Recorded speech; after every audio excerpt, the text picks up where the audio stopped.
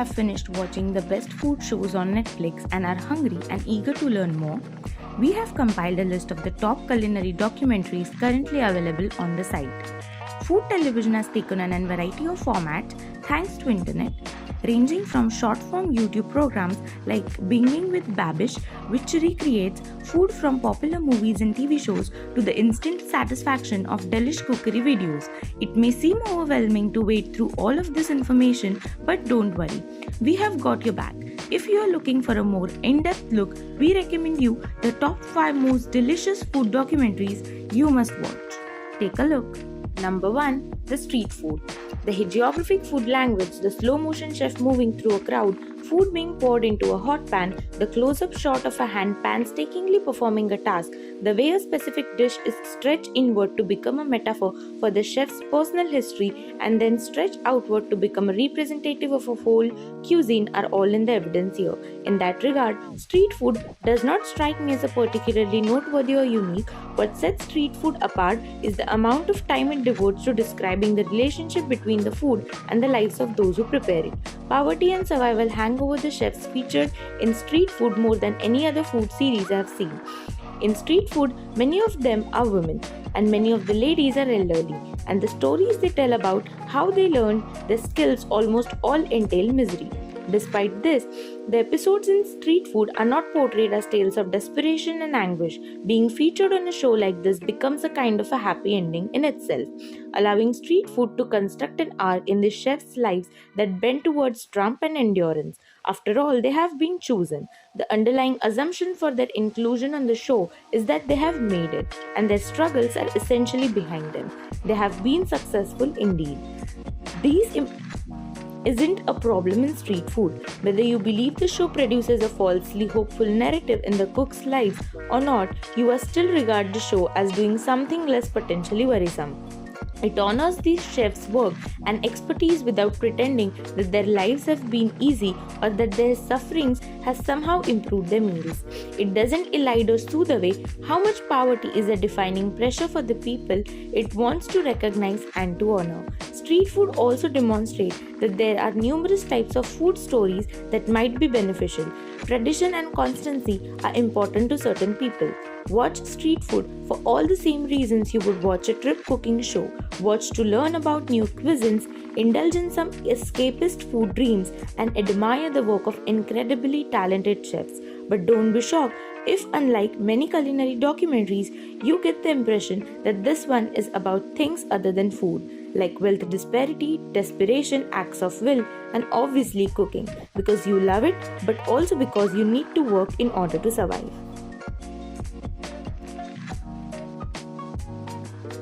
Number 2. Jiro Dreams of Sushi. Jiro Dreams of Sushi is a bite-sized look into Japanese culture that is nearly as careful as its protagonist, Jiro Uno, and his Tokyo restaurant. The first word in the film is oishi, which means delicious, and what follows is a feast for sushi fans.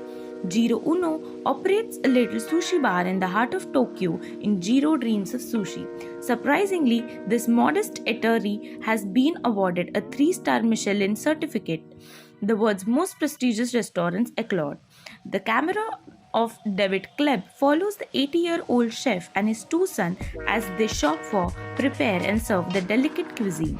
A restaurant critic, former employees, and family members testify about the history, the never-ending desire for perfection, and the unwavering dedication demanded of them. Jiro's story is a simple one. He was born into poverty and has been on his own since then. He was 7 years old. It's a testament to what a person with great integrity and drive can achieve. Uno's story is one of discipline, ritual, and obsessiveness, all of which are typical of Japanese craftsmanship, particularly those who had to rebuild their country and lives after World War II. Although only once, director Gleb takes his digital camera outside the 2 eateries to film a personal vacation. The city's enormous, bustling Tsukiji market is the film's main off-site location. Gleb didn't shoot during regular business hours, so the film lacks the spontaneity and serendipity of cinematic varied documentaries. In-depth interviews, vibrant images of Jiro's sushi preparation and care, and Jiro's engaging personality combine to create a remarkable portrayal of a man and his art. It's a relaxing activity that also serves as a character study and a motivational lesson, with creating sushi serving as a metaphor for any life spent striving for perfection. Number 3. Salt, fat, acid, heat. It's no exaggeration to say that salmon nosrat has altered the way we think about food, how to comprehend it, how to prepare it, and most importantly, how to love it.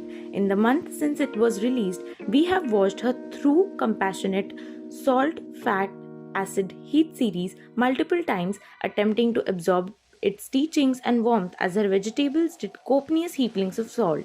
Because after all these years of drooling over food travel shows in almost every manner, Nosrat's version astonished and delighted us.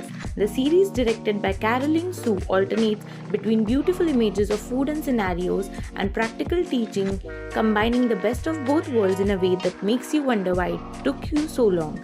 Taking inspiration from her pioneering cookbook of the same name, Nosrat dives into the fundamentals of good cooking: salt, fat, acid, heat. By traveling to a new and particularly relevant region in each episode, she travels to Italy to learn about the origin of cheese, olive oil, pork, and homemade pasta in order to demonstrate why fat can be both a treat and a need. To debunk the mystery of salt, she travels to Japan, where 10,000s of different salts add a variety of sensation to every meal. She travels to Mexico to demonstrate the power of acid slicing through an otherwise bland meal, trying salsas and fruits so sharp that make her suck the juice through her teeth with delight. Finally, she returns to Berkeley, California to experiment with heat, combining what she has learned and taught to prepare a super. Nosrat is able to both celebrate the cuisines of each country while also connecting food cultures around the world in their unique masterpieces of salt, fat, acid, and heat by distilling food down to these four most fundamental constituents. All of these parts serve as a harsh and sensitive reminders that despite all of food culture's pomp and ceremony, the fundamentals of cooking were created and thrive in a family kitchen. Great food is the result of a lot of trial and error as well as a lot of affection for the people who eat it. Hopefully, more people will follow in the footsteps of salt, fat, acid, heat and not only acknowledge but also celebrate this fact with a warm meal and a warm heart. Take it a look. Number 4. Barbecue. Barbecue takes us on a global tour across our planet's many varied customs of communal cooking and eating, which will irritate vegetarians and vegans due to its close-up concentration on sizzling slabs of meat. From South Africa to Japan to New Zealand and many other locations, the video explores how humans prepare and roast the meat of other animals, as well as how people gather around the food to celebrate friends and family. The art of the barbecue, whether it's named as budog, shawarma, barbacoa, or khoravotz, dates back to our earliest days as hunter-gatherers when we first tossed our butchered game on the fire. Civilization arose from these raging pits, and the diverse civilization that resulted are the topic of this excellent documentary, which is half koyakatsi and part chef. Barbecue begins with flames ascending skyward in the dark, illuminating the night as guide and protector, beautifully photographed in 4K resolution by director-cinematographer Matthew Slay. A subtitled voice speaks in an Aboriginal language on humanity's yearning for shared experiences and the significance of fire in facilitating this. Because the portions are of variable lengths and the intricacies of each are treated differently, it all feels finely constructed but not excessively determined. It's ethnographic filmmaking with a culinary touch that's both educational and appealing. Each country is beautifully shot and shown on screen for approximately 10 minutes. If you remember anything about this picture, it will be the cinematography, which ranges from Mongolia's vast and desolate plains to Tokyo's steaming streets. Barbecue stands out from the crowd thanks to its realism and genuine beauty, which is enhanced by Christopher Larkin's melancholy score. Without giving anything away, we recommend you to go and watch.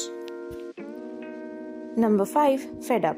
Fed Up is a fascinating documentary that explores everything that is wrong with the food industry, particularly in the United States. We must remark that it is both thought-provoking and eye-opening in terms of exactly how serious and terrible America's food and obesity crisis has become.